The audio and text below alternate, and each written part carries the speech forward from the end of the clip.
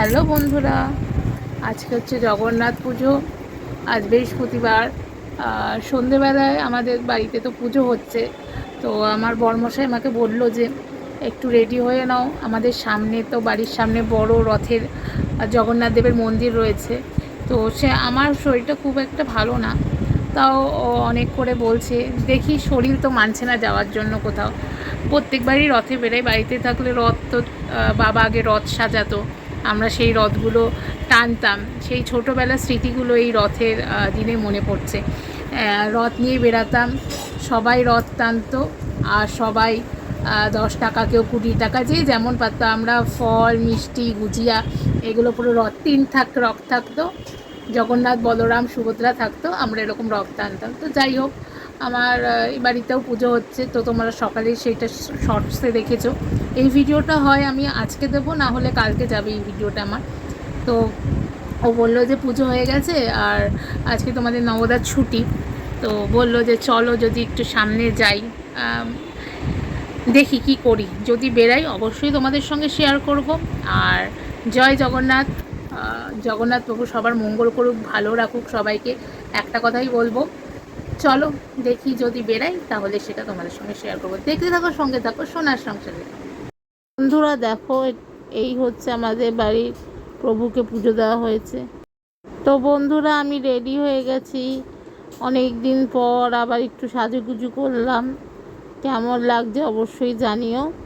এই নর্মাল একটা কুর্তি পরে নিয়েছি, ব্যাস একটু মাথা আশ্রিয়ে বেরিয়ে পড়ছি। আর আমাদের বাড়ির প্রভুকে তোমরা দর্শন করো। প্রভুকে সব নিজের হাতে ভোগ রান্না করে দিয়েছে তোমাদের নবদা। পর বন্ধুরা বেরিয়ে পড়েছি রথ দেখতে। তো প্রচুর ভিড়, উড়ি বাবারে বাবা, মানে মানুষের শুধু মাথা দেখা যাচ্ছে, এত ভিড়। আর প্রত্যেক বছরই রথ বেড়ায়।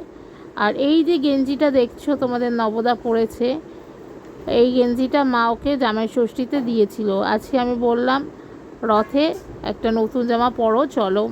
তাই ও বললো ঠিক আছে তাহলে দাও, শাশুড়ি মার জামাটাই গায়ে দিই। তো ওই গেঞ্জিটা পরে কেমন লাগছে তোমাদের নবদাকে অবশ্যই কিন্তু জানিও।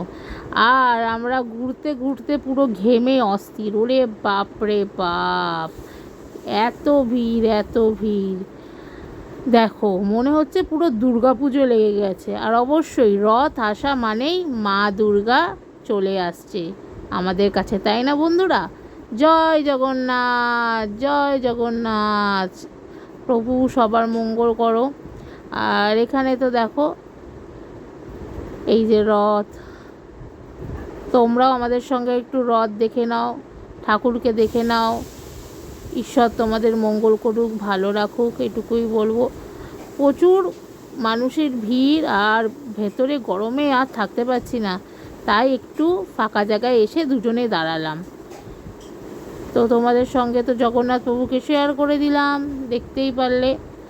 আর বাইরে বেরিয়ে বেশ লোকজনের এই ভিড়টা কিন্তু বেশ আমি এনজয় করেছি আজকে, তো দারুণ লাগলো। আর এই দেখো এখানে কিন্তু গরম গরম জিলিপি ভাজা হচ্ছে। রথ মানেই জিলিপি, পাঁপড় আর ফুচকা তো রয়েছেই। এই যে ফুচকা মাখা চলছে। লাইক, কমেন্ট, শেয়ার, সাবস্ক্রাইব করে দিও। আর পাঁপড়ও আমি একটুখানি খেয়ে নিয়েছি আজকে। ঝটঝট করে সাবস্ক্রাইব করতে ভুলো না বন্ধুরা, সোনার সংসারে কিন্তু সঙ্গে থেকো তোমরা। আর এই দেখো গরম গরম জিলিপি একদম ছাড়া হচ্ছে।